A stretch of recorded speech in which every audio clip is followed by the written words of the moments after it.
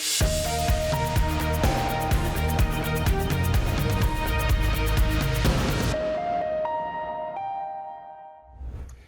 everyone. Welcome to another edition of Inside Investing, the show that helps you level up your financial knowledge and sharpen your investing skills. I'm your host, Brian Rogers. And in many ways, artificial intelligence can be likened to a modern-day gold rush. Back then, prospectors made tons of money digging up gold in the Alaskan wilderness. Yet some of the biggest moneymakers didn't get their hands dirty at all. Instead, they were selling picks and shovels. Today, some of the top performing stocks in recent years are tech giants offering AI services. Their stock prices are sky high, yet very volatile, especially with developments like China's DeepSeek AI model sending their valuations plummeting. But just like the gold rush, there could be hidden opportunities in the picks and shovels of the AI industry, the data centers that make running AI services possible. So let's explore this corner of the tech space with our guest speaker today.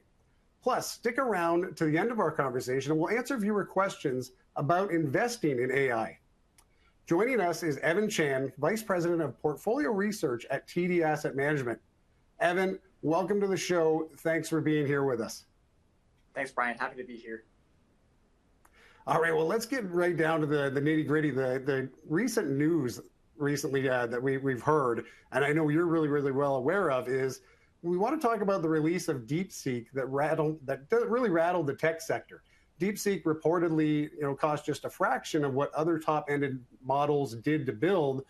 For those who missed it, can you get us caught up to speed on the significance of this?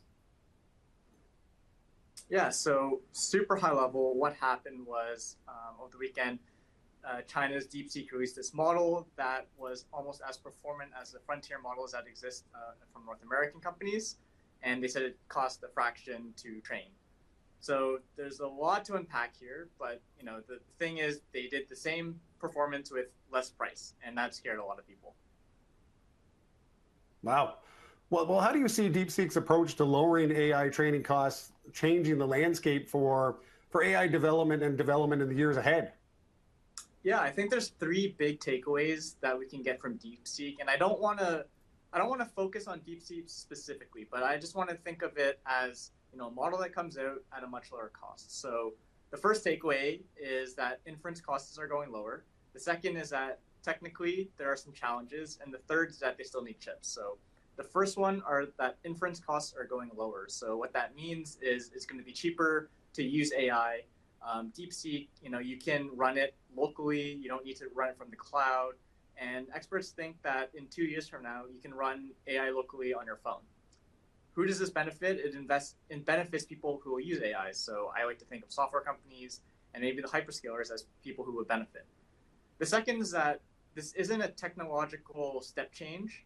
So the performance of DeepSeek, while it's on the same range of certain Western companies, if those models were released about a year ago, or maybe in development a year ago, so they're releasing something that technologically is the same a year ago at a much lower cost. Now, we have estimates that AI costs and efficiency will increase by 2 to 4 times a year. So if we take this curve similar to Moore's law, where transistor capacity doubles every year, it's in line. It's not exactly in place, but it's not a huge factor out of the norm. The third is that they still needed chips. So if you look at the DeepSeek paper, they actually dedicate 2 whole pages as almost a love letter to NVIDIA. They say what's great about the chips. They ask them, hey, here's some suggestions and what you guys can do better to help us. So, at no point, I think, are these chips going to go away. Okay. Well, everybody and their brother has heard of NVIDIA. So that's a company we've all heard about in the news. AI-related stocks like NVIDIA did fall sharply on the release of DeepSeek. In your view, was this a sign of a bubble in AI stocks possibly popping? No, I don't think it's a sign of a bubble at all. I think, the initial reaction was a lot, and that's because, not a lot of information was there. As the markets digested this, a lot of these stocks have made their way back. They clawed back almost half of the drop from before. So, it was fair that on the margin, it may be negative, but not as negative as first thought. So I think, a reaction based on uncertainty was valid, but cooler heads have prevailed, and we've kind of clawed some of that back. Oh, I'm glad to see cooler heads have prevailed for sure. That's always good to see. And so who are the big winners and losers in the AI industry following the DeepSeek news? So what's your view on that? Yeah, so who benefits from lower inference costs? Well, I think, flying around Twitter and in conversations have been Jevons paradox. So what that is as the cost of an input falls, people use more of it. So think of gasoline, think of fuel. For gasoline, it enabled a whole revolution of new technologies in manufacturing. I think of the internet, people didn't use a lot of it. As it became cheaper, we have things like Uber now. So I think that will play out with AI as well. As AI gets cheaper, as knowledge gets cheaper, people use more of it. And who's using it? I think it's the software companies. So it's the existing software companies that have pre-existing relationships with corporations that can use this cheaper AI as an input, put it into a product, and sell it. All right. I'm not old enough to be around when gasoline first came out, but I know when the internet came out, I know that was a thing. And I'm glad you used that comparison, because there was a lot of uncertainty. And what are we going to use this for? Other than sending pictures and memes and things like that. It took a while to figure out where the profit was coming from. So that's interesting. You're saying that about AI as well. Is that kind of the equation you're saying? Yeah, I think it takes steps for value to be created. So, when the internet came out, the comparison I like to draw is Uber. So you wouldn't have had that idea, but then the iPhone comes out. And then when the iPhone came out, the initial apps were, calculators, flashlights, maybe pool on your phone. But then as we get more network density, more people using this stuff, a critical mass, then it opens up opportunities for things like Uber, things for Netflix, delivered on the cloud, delivered on streaming. And we just can't see where we're going today without some steps along the way.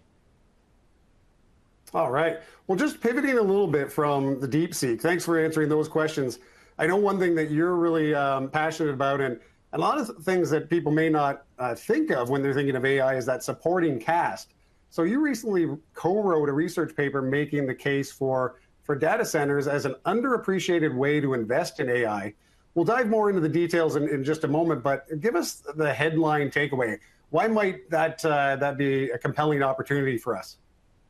Yeah, data centers are being built by the biggest companies in the world. So think of Microsoft, Amazon, Google, and Meta. These guys are all building massive data centers, and all those NVIDIA chips have to go somewhere, and they're going to these data centers. What is underappreciated, I think, is the infrastructure required to build these data centers. So it requires a lot of power, it requires a lot of land, and it requires a decent amount of labor. The stocks involved with some of these data centers have actually outperformed both the Mag 7 and the S&P 500 over the past 4 years. And you could say, even with that drop from DeepSeek, they're still outperforming on a 1-year basis. All right. Just for our audience too, some that may not know, I know most probably do, but can you tell us what is the Magnificent Seven? Yeah, the Magnificent Seven, it's some of the largest companies in the US market. So it would be NVIDIA, Microsoft, Apple, Amazon, Meta, Alphabet, and Tesla. Well, I'm impressed. I was testing you to see if you knew them all. All right. Had to think about it. Well, excellent. Yeah, no, that's great. Great stuff. Thanks so much. And so let's dig a little bit deeper into that hidden investment opportunity that you feel data centers represent. So I've got a few questions specifically around that. Let's back up a bit and lay a little groundwork about cloud computing and the technology infrastructure that supports innovations like AI. So how is demand for data services changing in the AI era? Yeah, so let's go back to kind of the start of the internet, or 2000s, what I would call the text era. You'd send messages, email back and forth, but really it uses a couple kilobytes, not very data intensive. Then 2008, we had the iPhone released, and it had a camera in it, and it's what I call the photo era. People started snapping photos way more than before. You had Instagram getting very popular, and that required more data, more storage, more processing. Then 2016, what I like to call the video era, you have TikTok, you have Reels, you have YouTube, And you can think of video as a lot of images, so that requires even more computing power. And 2021, when the release of ChatGPT, which call that the AI era, it just accelerates this need for computing power. So we have a couple stages here, but all in all, as time goes on, you need more computing power. Oh, wow. This might be putting you on the spot. If you don't know, that's okay. But I've heard of that before on when we move to pictures and videos and things like that. But is there an extreme difference with now that we're looking at AI and things like ChatGPT? Is there anything like any numbers or anything that liken to the magnitude of the amount of data needed? I don't have a number around the magnitude, but the type of computing power we need is quite different. So I know NVIDIA is a big name. The reason why is because they make GPUs, which are much better suited to doing sort of these tasks versus the memory and CPUs of the prior eras. So you need this computing power versus storage and kind of linear compute. You need parallel compute, which requires these GPUs. Okay, so there's a massive amount of computing power needed. So how are the technology companies increasing their investment in data infrastructure like data centers that we've talked about already to keep up with the growing demand for AI services? I think the best way to quantify this is the capital expenditure guidance of these big Mag 7 companies. So Google just reported a couple of days ago they're going to increase CapEx by 42% year over year, and this is off of 40% last year. Meta is increasing it by 60%. Microsoft's increasing by 55%. So you can see that over the past 10 years, CapEx has grown at a 25% CAGR, maybe a little bit more in 2025. Okay. Yeah, those were some great visuals about just that amazing growth there. So data centers have become more relevant, as companies require a lot of computing power to run AI models. What does the typical data center look like? So I know as people are trying to visualize this in their head, maybe they've seen it on the news or anything like that. But for those of us that haven't, can you give us a tour inside a data center? Walk us through. Yeah, so a data center at its core is just a room full of computers, or not even computers, just the components. They can be as small as a floor in an office building or a closet. If you think of on-premises computing, you could run a small business out of like one computer in your office. But now computing needs are so large that some of the biggest data centers, like the 2 gigawatt data center being built, or 1 gigawatt data center being built by Meta, is almost the size of Manhattan. So massive. Some of these other large data centers are the size of like the Vatican City. So these are massive, massive engineering projects. Inside the data center, the main thing that you need to know is that you need power and you need cooling. So these two things are essential to keep things running as the chips get quite hot. So building that infrastructure is like a shell of a warehouse. You need a lot of power, you need a lot of cooling, and then you put the chips in basically. Oh, very interesting. This is just a thought I just had right now with our talk about DeepSeek earlier. Does that impact like the needs for power and energy? I know there was the reduced amount of time to create it, but is it have any impact on the computing need or the energy need? So I think the thinking is that if we need to use less chips to train these and use this AI that DeepSeek has, then we'll need less data centers because the footprint will just need to be smaller. I think I would argue that because it's cheaper, we're going to use more of it, like a lot of these input costs down the line. So depending on which side you take, you might need less data center footprint, or if we're going to use more, we're going to need more footprint. Okay. It looks like there might be a need for outsourcing in a way where, why are companies looking to rent data center capacity rather than building their own? Yeah, it's very logistically challenging to build your own data center, as well as expensive. You don't want to be buying these computers that are expensive and go on your balance sheet, and maybe you don't need all of them all the time. So what the data center allows you to do is rent the computing power for when you need it. Maybe at midnight Eastern time is less busy than the afternoon, so you need to charge less of it. So it gives you flexibility, it gives you financial flexibility as well, and allows you to grow with size. Okay. Almost a scaling thing where, let that other company be an expert in that. We don't want to necessarily get into the energy business, right? Exactly. It's specialization. You focus on your product and we'll just rent away the things that we think are too hard. All right. Very interesting. All right. Well, thanks so much for the background on the data center and the data ecosystem. Now, can you lay out the bull case for us? Like, why do you think that data infrastructure like data centers can be a compelling way for investors to gain exposure to the AI theme? Yeah, I think there's three things here. So the first is that current spending is already productive. The second is that we tend to underestimate new technologies, and that the third is that there's supply chain bottlenecks that exist that prevent a bubble from forming. So the first one is that we already have productive investments. So we had that chart earlier of CapEx CAGR 25% a year for the last 10 years from the hyperscalers. But cloud revenue has grown at a 40% CAGR. So that's pretty good return on capital. If you're spending 25%, but then you're getting 40%, that's a good return. The second is that we tend to underestimate how important new technologies are. So things like railroads, things like the internet.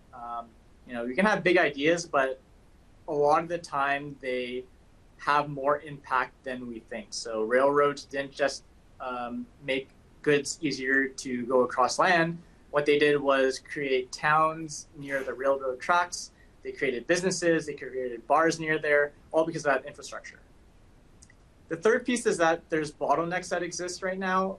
You can't just make as many data centers as you want all willy-nilly. It takes time for engineering to come on. It takes land permits with the government to come on. There's supply chain issues with kind of the components that go in there, and we can see this. So in Eaton's backlog, so Eaton makes electrical equipment. That backlog has doubled in the past 2 years. Quanta Services is an engineering firm that specializes in electrification. Again, the backlog has doubled, and there's a demand for this. So Microsoft's cloud backlog has also doubled in the same time frame, and a lot of that is fueled by AI demand. Okay. Can you explain the idea of the backlog a little bit further? Yeah, so that's just services that people want and they can't get right now. So backlog would be, I want to buy some electrical equipment from Eaton, so I put an order in, but they can't fulfill it right now, so it just kind of goes in the backlog, and so it's like a indicator of customer demand down the line. Okay, got it. Do you see any challenges, like you're talking about the data centers as an opportunity, is what we're referring to now? Do those backlogs pose an opportunity, or would it be more of a challenge to an investment in data centers? So backlogs are good because it gives you visibility into some growth. But again, it's not all good news. There are challenges. Sometimes these backlogs aren't firmed up, so customers can cancel them if need be. So if they have no need for the services, they can say, hey, like, we don't want this anymore, and the backlog disappears. So you can maybe get a little tricked by that.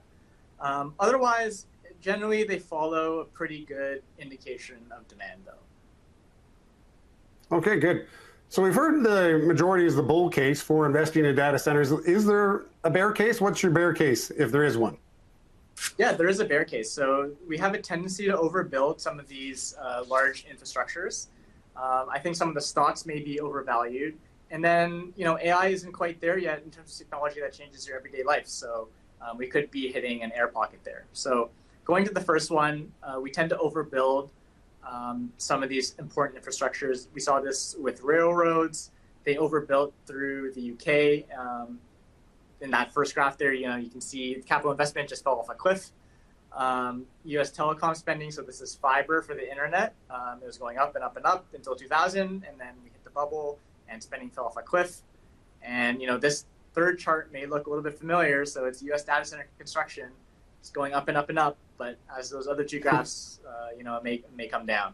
The second part is we may be overvaluing some of these stocks already. So things that don't have a lot of ties to data center are getting a big premium in the market. So, this is First Solar, a company that previously did not mention data centers. And then on their earnings call in Q1 2024, they mentioned data centers and the stock popped 25%. Something like this doesn't have a lot of ties to data center. Like electricity, you can maybe make the case, but Just mentioning it and having that pop kind of shows you that some things may be a little bit more hype than reality. Oh, wow. Do you know what that was, Evan, in terms of, was it just mentioning data centers that they're looking to get into that, or were they just going to supply energy?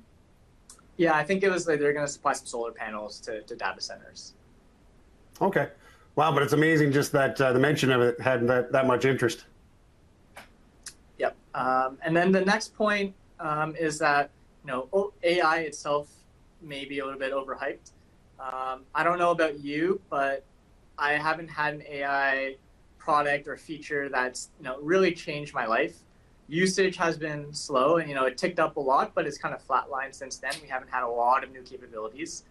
A lot of people in the tech industry, and probably a lot of your viewers, are on the cutting edge of it. But for the majority of people, I wouldn't say that there's a AI killer app out there that's wowing the public. I've heard of a lot of students trying to use it to make their life easier, AI, but then some teachers trying tricks as well to catch that. I've heard that as well. So maybe the younger generation knows it better and is changing it for them. But for you and me, I haven't seen anything that makes me really change my life yet. Yeah, and you had a good analogy earlier, right? Like, when you said things like railroads and other technologies, it took a long time, even when you talked about the internet, it took a long time to get those practical applications.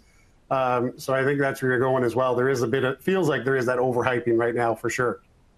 Mm-hmm. And what I would say is, like, the DeepSeek aspect may help this point a little bit, in that as the technology gets cheaper, more people play around with it, more people use it, more people develop on it.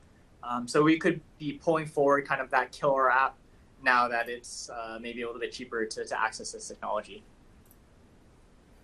Oh, very interesting. Thank you. So some investors might be worried about the potential for an AI bubble to form, that we could see stock valuations from data centers plunge, but you don't feel that the bear case is likely. Why is that? I think valuations are fair for some of the companies involved, not everything.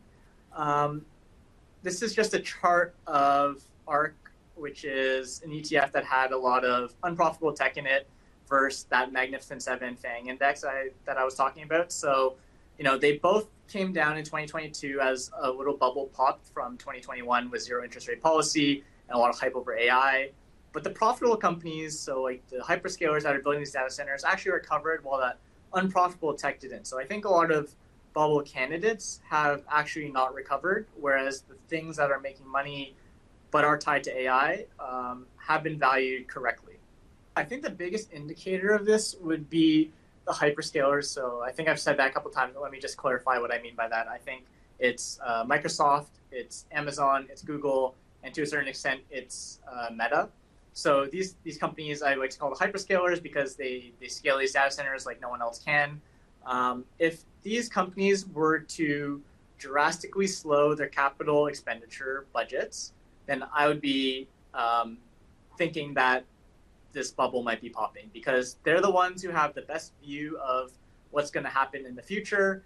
They are dictating the demand of these data centers. So if they signal to us that, hey, we're going to pull back on investment because we don't think the return is there, I would be a little bit fearful of these stocks. Okay, so thanks for chatting through the bull and bear case and about data centers as an investment theme. Now, let's say an investor wanted to gain exposure to data centers. How could they consider doing that? Yeah, there's a couple ways I would bucket this into. So there's 4 buckets here. So the industrials that power the power, basically, because it's very power intensive. Utilities itself and renewable power, so the power itself. Semiconductors, so like the chips. And then there's real estate. And I'd add a 5th one there, which is like software, so the beneficiaries of AI. So if we go down the list of these stocks, industrials that support power utilities, that's things like power supply units, so Eaton that we talked about earlier, Quanta Services, so engineering firm that contracts out physical engineers to go lay down these power lines. These have been hit a little bit hard as data center demands being questioned, but if data center demand pops back, then these stocks should do okay. Utilities and renewable powers. So utilities haven't grown power demand in the U.S. more than, let's call it 1% a year over the past like 20 years. With this data center demand, that power demand is growing at a faster clip, 3-5%. And it's very tough for them to put that demand on instantly. It takes time to make a new power plant, it takes time to lay the groundwork for it. So demand for this should go up. Power and renewable power itself also have some beneficiaries. So think of nuclear, if you call that renewable power, or solar panels like that for service, or things like Brookfield Renewables that own massive wind farms and solar farms. Third one, probably the easiest to see and the most obvious is semiconductors. So it's like NVIDIA, basically, you need the chips to put in the data centers. So this would be kind of the more obvious play and then the shorter cycle one. And then real estate. There's some data center REITs out there, Equinix, Digital Realty. They own the land and the data centers that you can plug servers into. So as more compute is needed, then these should benefit as well. Well, that's really interesting. That's not one I never even thought of, that real estate aspect. Mm-hmm. Excellent. I know you and I talked about this as well, is there's such a need for energy also. We've heard in the U.S. that some companies are even buying their own nuclear plants. Is that true? Yeah, so Microsoft's restarting a nuclear plant in New York. Amazon has signed some agreements with some nuclear power providers. So it's not quite exchange of money, but it's saying that if you get to a certain level of technological advancement, we're going to buy this technology from you. So you've seen uranium stocks like Cameco do really well on this because, I don't think I can hammer this point home hard enough, but these data centers need a lot of power. It's the big gate to it. So any way that they can get more power is going to be on the table. So yeah, nuclear is definitely an option. All right. They need more power. Oh, for sure. Okay. So we touched earlier on some companies having superficial exposure to the data center theme. What can investors look for to help avoid buying into a company that isn't actually exposed to this investment theme? Yeah, I think it's you need a decent amount of expertise to see what's real and what's not. Going through the filings, perhaps geographical exposure, thinking about the customers that they sell to. If you see a power supply company selling all to municipalities and maybe not to people like Microsoft and Amazon, then maybe they're not going to benefit as much from this data center revival as one may expect. I think it's it's kind of my job, I guess, to see who actually benefits and what's all hype. So it's doing that research work that would require time and energy. Okay, yeah, definitely takes a lot of work for sure, a lot of research. All right, thank you so much, Evan. So before we continue, I have a quick question for our viewers. Are you enjoying the show so far? Well, then make sure to subscribe to the TD Direct Investing YouTube channel. And if there's a topic that you'd like to learn more about, let us know in the comments. Plus, follow us on Instagram at TD Direct Investing to get a sneak peek at the upcoming shows and a ton of other content designed to help build your investing knowledge. All right, okay, Evan. So we've heard a lot of interesting perspectives on our program in the past. So we'd like to bounce one of those ideas off of you and see if you agree or disagree and why. So this idea comes from Jay Jacobs from BlackRock. He says investors should consider using thematic ETFs to gain exposure to the AI theme. So we have a clip that we're going to play. And yeah, I want you to watch that. We'll watch that together and we'll see what you think. Sounds good. So a thematic ETF is really designed from the bottom up to capture the entire opportunity set of a specific theme, not just even looking within one sector or even just within one geography, but looking around the world at the leaders in a specific theme like artificial intelligence. So this gives investors a lot more diversification. It doesn't matter so much just how the top names perform, but how does the entire basket perform? And also it makes sure that you're planting a lot of seeds. We don't necessarily know who will be the leading AI company 10 years from now. But we think it's very likely if you're casting a wider net across several dozen names around the world today that that the likely AI leaders will be a part of that ecosystem. All right, Yeah, so Evan, what do you think about the using a thematic ETF to gain exposure to the data center theme? So as he was saying there. I think that makes a lot of sense, for your audience because, you can make a bet on one company, but if you're not right, the risk reward isn't quite there. But with a basket of stocks that will somewhat benefit or all benefit from this theme, then you have more shots on goal.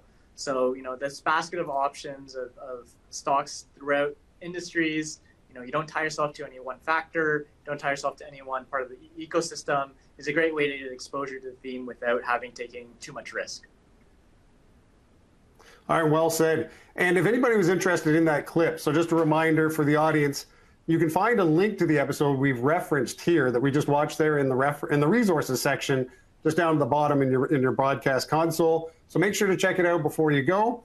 You can also find it in the Learning Center, like all of our webinars, like today's episode. You can always find those in WebBroker and on TD's YouTube page. All right, Evan. So we're going to have to leave the interview portion of our conversation there, but we're not done yet. We're going to open up the floor to take questions from our viewers. Are you ready to hear what our audience wants to know? Let's do it. All right. So let's see what I have available for us. We're going to put up a poll. I'm just going to remind the audience too, we're going to put up a poll and we'll have you vote on, because we do have a lot of questions, because we've got a great audience today. We have a lot of questions that are similar, so we will put up a poll and have you vote on that. But before we get to that there, I have a question from, question from Mohammed saying, hi, how much impact will DeepSeek have in the North American markets short and long term? So I think that was the highlight of the very beginning of our conversation. It's still a topic that people really want to know about. Yeah, let me just reiterate kind of what I said there. So I think DeepSeek itself was a little bit overhyped in that if I boil it down to what it means for the markets, it's three things. It's inference costs are going lower, but the technology that they had isn't at the forefront. It's not a frontier technology, and there are better models out there. And the third is that they still need chips. So if I want to say what the impacts are, I think it'll benefit people who use more inference and more knowledge and more AI, things like software companies. On the second point, technological advancements, I think that these big companies, hyperscalers, are going to continue to spend to be at the forefront of that technology. So instead of trying to do it cheaper, they're going to try to do it better. And then third is that they still need the chips. They penned a 2-page love letter to NVIDIA in their paper. By no means are they doing this with NVIDIA chips. You might need less if demand goes down, but I think that demand will go up off this, actually. Excellent. Well, thank you. That was a great question from Mohammed. So we have another question from Thomas saying, which AI business do you feel is best for investing in retirement questions? So I think if I'm thinking about retirement, I'm thinking a little bit safer, a little bit less volatility. I'm thinking about a good business that doesn't require AI to be super successful. So instead of giving you one, I'll give you kind of a basket of companies. So I think the hyperscalers are some of the best high margin businesses in the world. I'm not going to give you one, but for example, these are Microsoft, it's Google, Amazon, and Meta to a certain extent. I think these companies, I'm not saying they're not going to go down. They can be volatile, but these are real businesses with real cash flows that I think would do well. All right, excellent. I'm sure that helps a lot for Thomas. That was a great question. So we do have the poll results up now. So everybody should be able to see that on their screen. Which questions would you like our guests to answer? And the number one that came through is, are there any Canadian AI companies? That's we're getting patriotic today. Yeah, that's a tough one. I think in terms of the established AI companies, there's not many public ones of a certain size that I would consider a leader. I know there's great research in Canada being done. U of T, they have some professors there that are very well known in the AI space, but maybe not companies that are directly monetizing it. I would say as exposure to AI in Canada, some beneficiaries could be some of the software companies that we have here, Shopify, Constellation. These are some businesses that if AI costs are lowered, they could potentially benefit from that. Oh, wow, very interesting. All right, the next one, we're going to get the top two here. We'll ask you the top two from our poll. Now, who are the companies that are building and operating these data centers? Yep, so it's just those hyperscalers I was talking about, Amazon, Google, Microsoft, and Meta. These guys are the ones building those massive, massive data centers, like the size of Vatican City, the size of Manhattan, requiring lots of power, lots of engineering services. And then smaller data centers are being built by people like Oracle, and then some data centers are owned by Equinix and Digital Realty, but really those massive big data centers are being built in-house by the hyperscalers. All right. People may be writing names down like crazy. That was a good list. All right. So we have another question here from Carl. Carl's asking, can you identify peer low-cost competitors to DeepSeek? I think DeepSeek being released, this recently, there are not many lower cost competitors. What you've seen is the frontier models. Frontier guys like OpenAI have released smaller versions of their flagship chain of reasoning models that are on the cheaper side. But I think as we move forward 3-6 months down the line, we're going to see costs come down quite a bit, and there's going to be more competitors there. Okay, so I think still on that same vein with DeepSeek, there's a question from Sunil asking, are we to actually believe DeepSeek did what they claim to have done? I think it's fair to believe that they did what they said they did. And the reason for this is you can see a lot of it in the paper, like it all verifies out. And as well, it's not too far out of the realm of possibility because, like I said before, they released a model that's kind of performant as the models that we had last year. So going by that expansionary computing curve, you'd kind of suspect that someone has a model out there similar to DeepSeek. So I think they did what they said they did, and it's not out of the realm of possibility. Okay. All right, we've got a ton of great questions to sift through here. I've got a few more that Alan is going to ask here. He's saying, hi, Evan, AI is being used in some companies to downsize labor force that is redundant. How big will AI get before it negatively affects a company?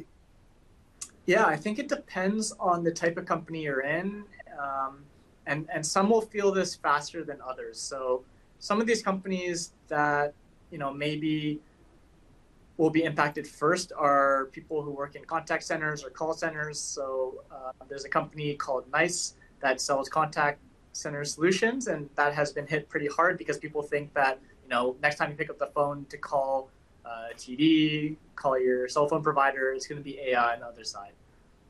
What we see at companies right now is they're not replacing people right away. What they'll do is they'll do a trial run of AI, and then if it works really well, what they'll do is they'll try to upskill that person or make them do more creative tasks or something that's more interesting.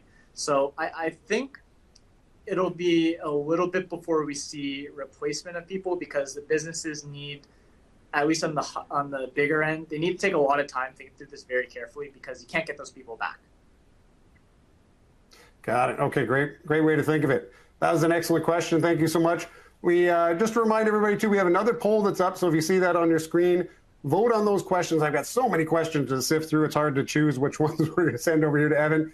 But if you want to vote on those, we'll pick the top couple that come up. So if you really, really like one of those questions, definitely vote.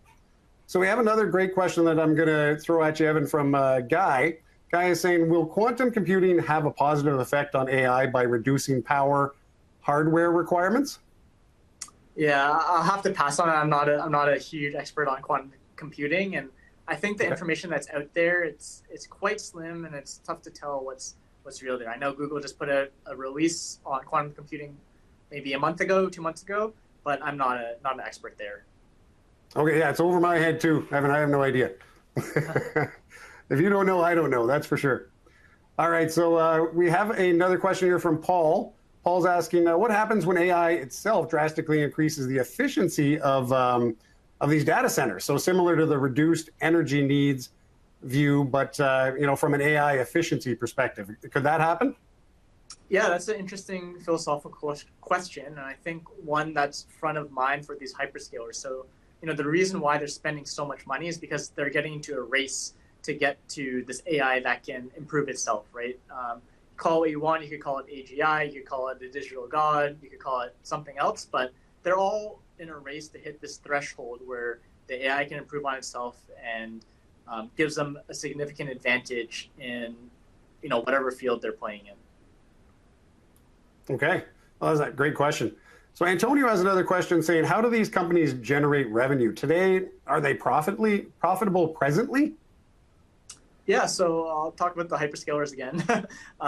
These are very profitable companies. So Microsoft sells, Windows, it sells Office 365, Word, Excel. They have other businesses. They bought Activision Blizzard, the video game company. They own they own LinkedIn. So there's a lot of businesses here.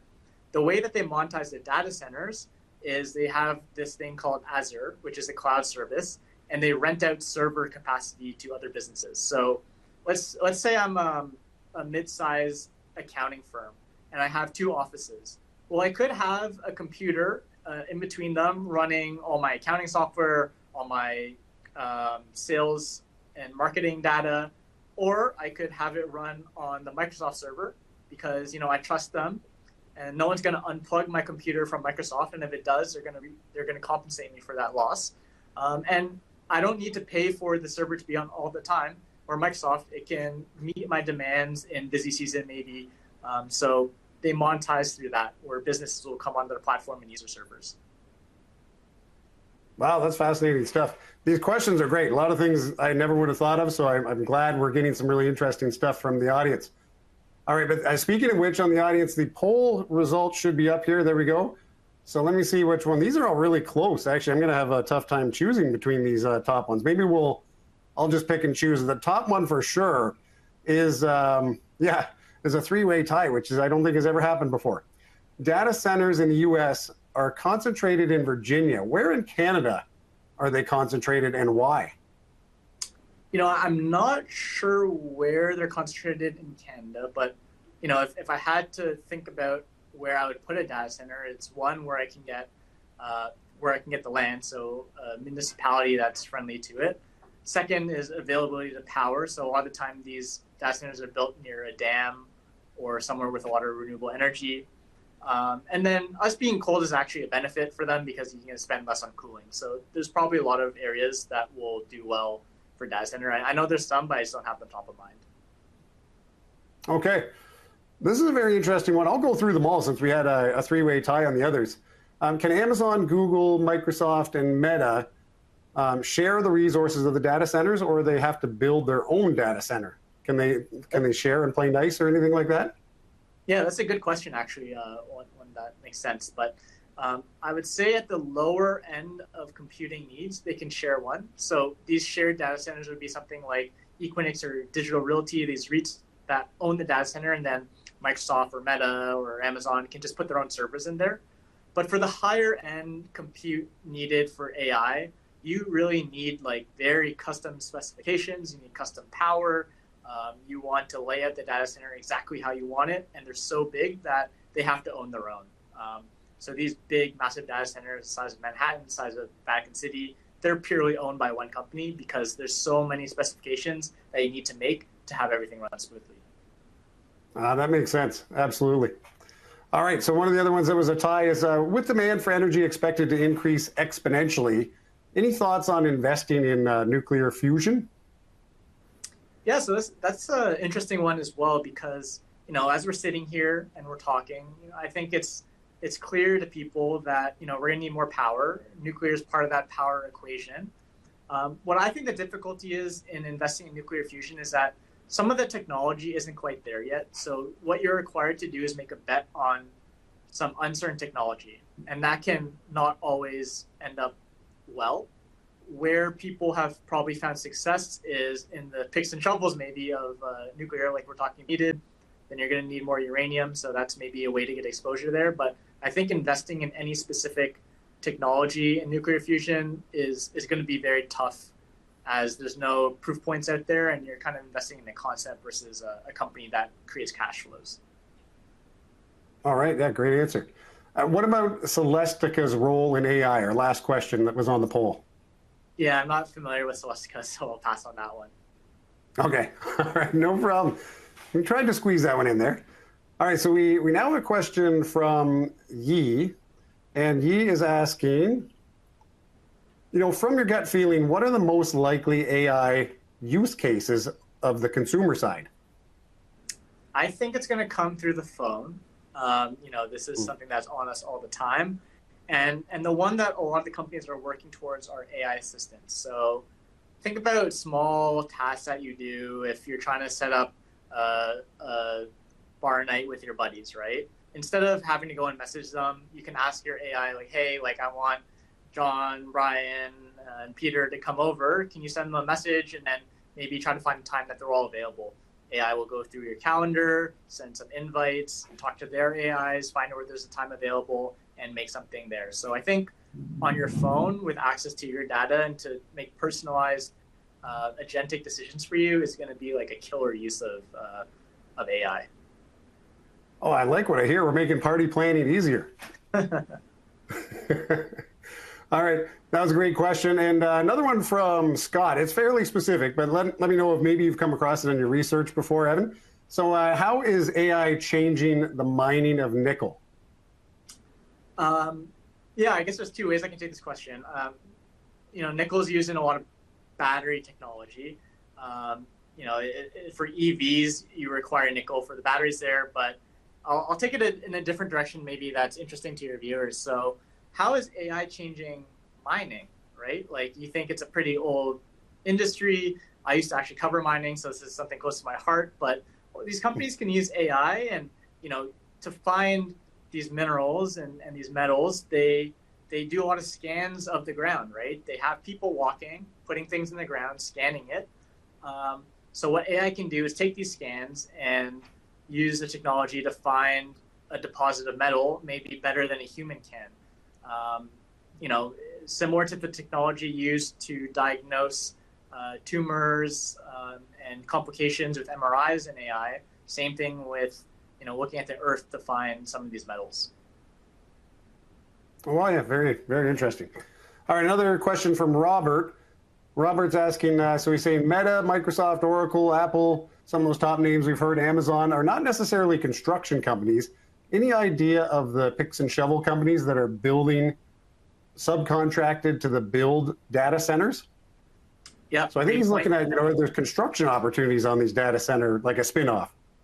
That's a great point. And organically we get to those industrial companies that benefit from this build out because, like you said, these companies aren't construction companies. So a lot of engineering firms, there's several publicly listed ones, their backlogs have exploded. The stocks have done very well because, they're getting contracted out to build these data centers.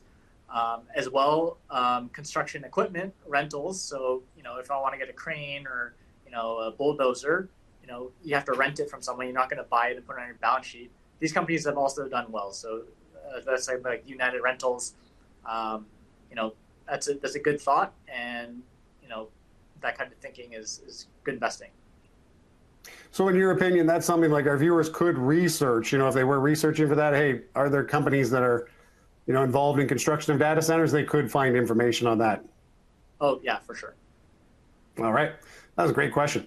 So then we also have a question from Alistair asking, is there a globalization aspect to data centers? Can a North American company effectively use an Asian data center?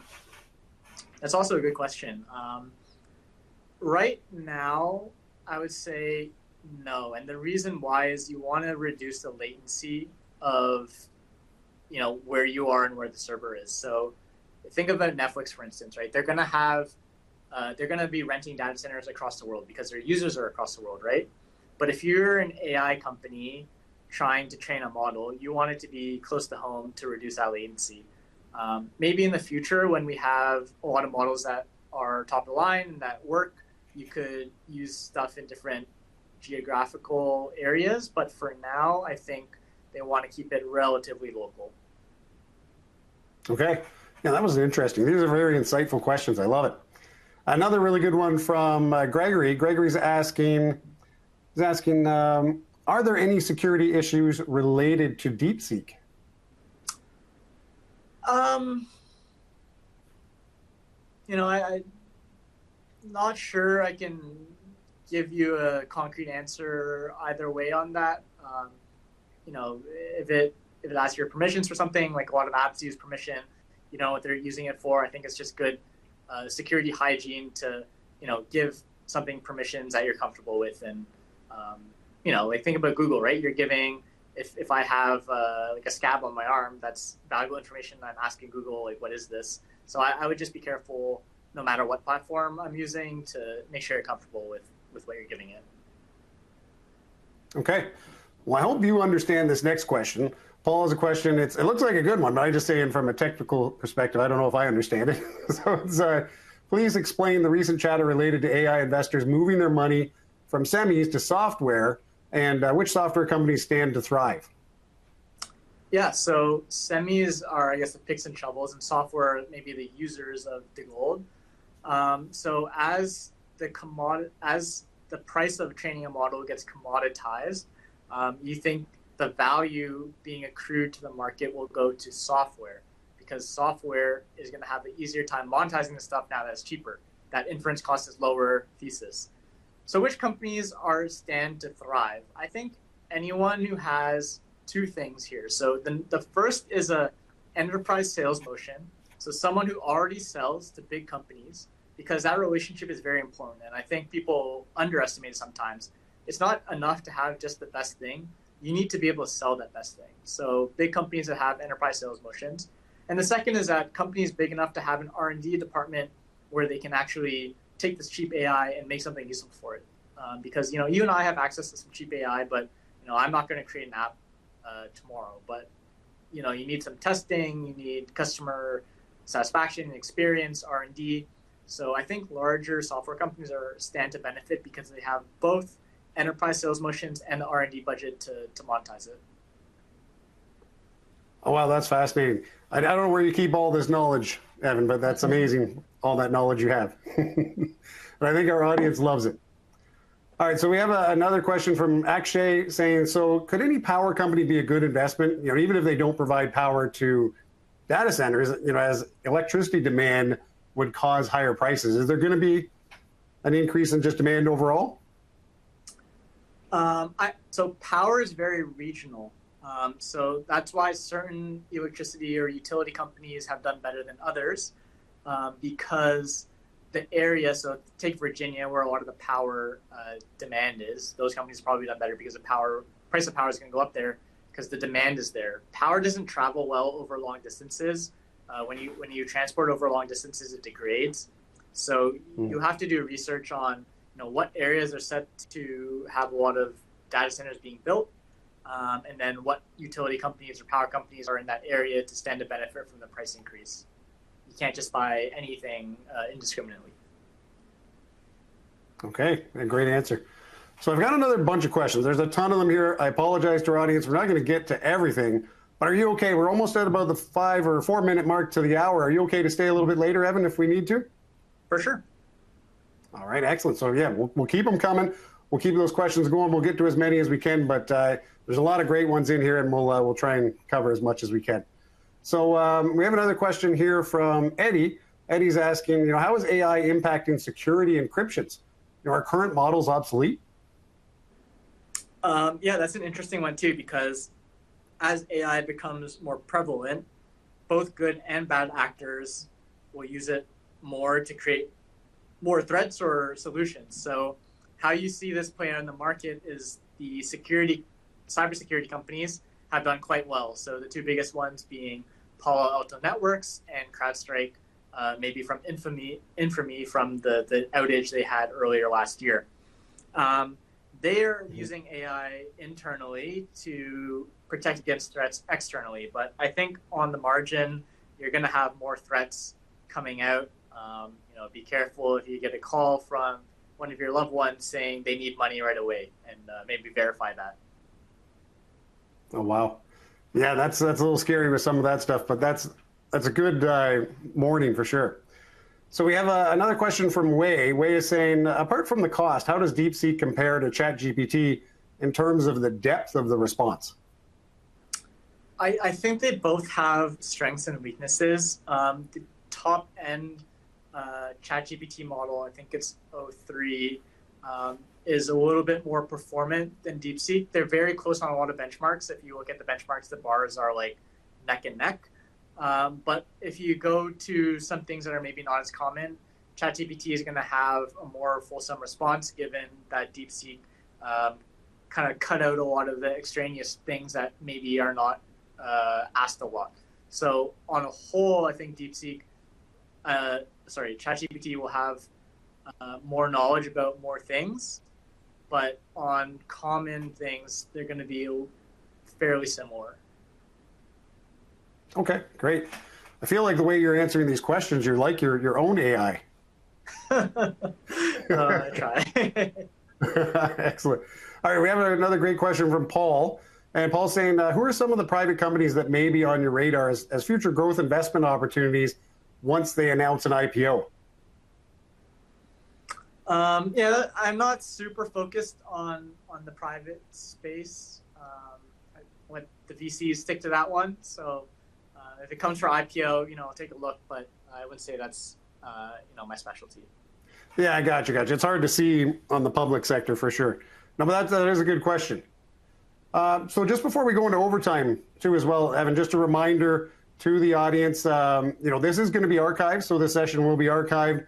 So if you missed the conversation, or if you came in a little bit late, or if there was a lot of information, if you just want to watch it again, it will be archived shortly. So just make sure you check that out on TD's Direct Investing's YouTube page. It'll be on there later, or if you're a client on Webbroker, it'll be under the Learn tab too. So there's also a number of upcoming webinars you can look at. There's upcoming webinars coming soon in the console down at the bottom there. Oh yeah, so we're just highlighting that for you right now. So similar, they'll be in a similar fashion. Those other archived ones that are there are any upcoming ones as well that you can attend.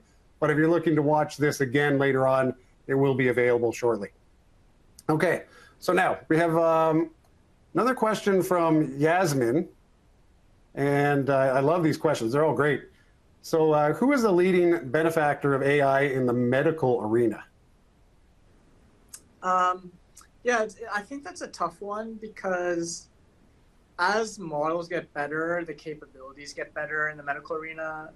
I'm not sure who the winners are, but I will just say, there's some out there that for imaging, radiologists are quite expensive, and maybe AI can look at an MRI scan better or faster or just in conjunction with them. There's things like transcripts for a doctor when they're walking around, so they don't need to take notes, and can kind of summarize what the patients are saying and maybe give some suggestions. But I think it's a little bit early to see who the winners are in the medical arena, and that is a huge area of spending in North America. So one to watch, but I think it's a little bit early to see a winner. Okay. I know you do a lot of research on these kind of things, so you may not have anything. It could be early yet as well, but I heard on a podcast a little while ago just the idea of diagnosing patients potentially more accurately than doctors can. Is that, have you ever heard of any companies that might be into that type of business? Yeah, I mean, you hear that with the regular vanilla ChatGPT, right? So if you want a second opinion, maybe type all your symptoms in there, but be aware, because I think a lot of time you do that with Google and you get a little bit scared. Yeah, never Google any symptoms, right? Yeah, exactly. That could take you down a rabbit hole for sure. All right, so another great question from Lloyd saying, what is the greatest fear with developing AMD? I think he's saying developing AMD using AI. Yeah, so what AMD lacks that NVIDIA has is the CUDA language, which makes it easier or possible to connect all those GPUs into one cluster.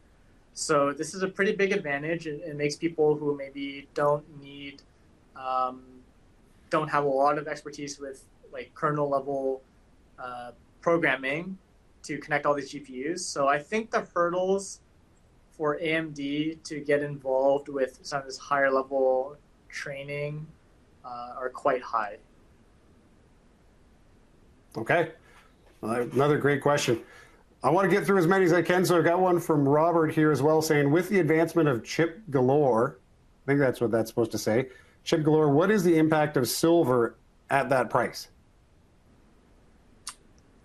Does that sound familiar? I'm not sure on that. Yeah, I'm not sure the silver content in some of these chips, so sorry. Yeah, I know there are a lot of precious metals in some of these things within AI and self-driving cars and things like that, the technology. So it's a good question, but yeah, that's something we'll move on to the next one.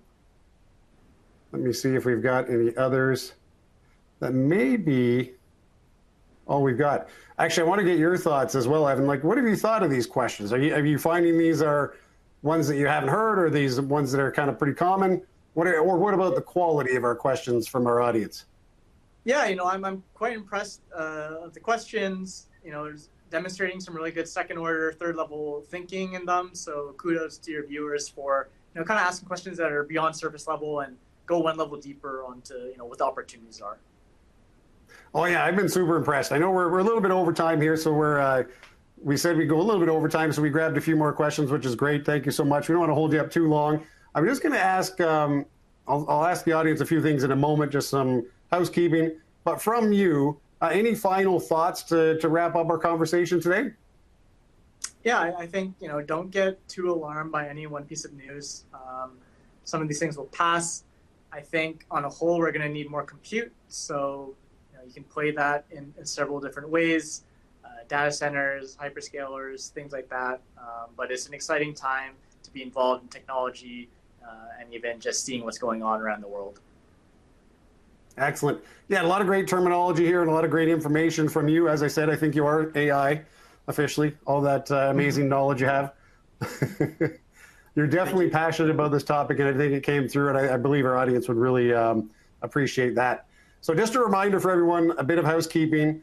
If we go around the actual console, once again, there still are other upcoming webinars if you're interested in attending, if you enjoyed this, if this was your first time.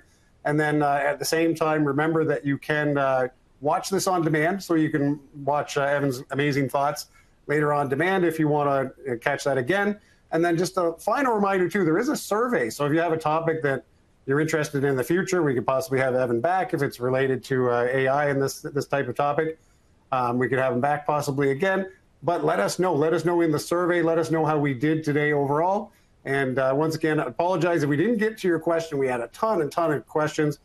We tried to consolidate many of them, and hopefully Evan did answer most of them. But otherwise, keep doing your own research and check out the Web Broker Learn Center.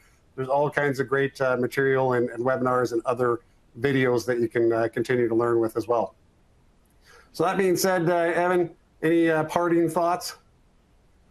Yeah, do your own research, but I mean, it's an exciting time, as I said before. Thank you for having me on. I hope I answered your viewers' questions. Yeah, thanks so much. It has been a total pleasure. I learned a ton. I'm sure our audience did as well. So thank you so much, everyone. Check out that survey when you get a chance. Keep learning, everybody, and have a great day.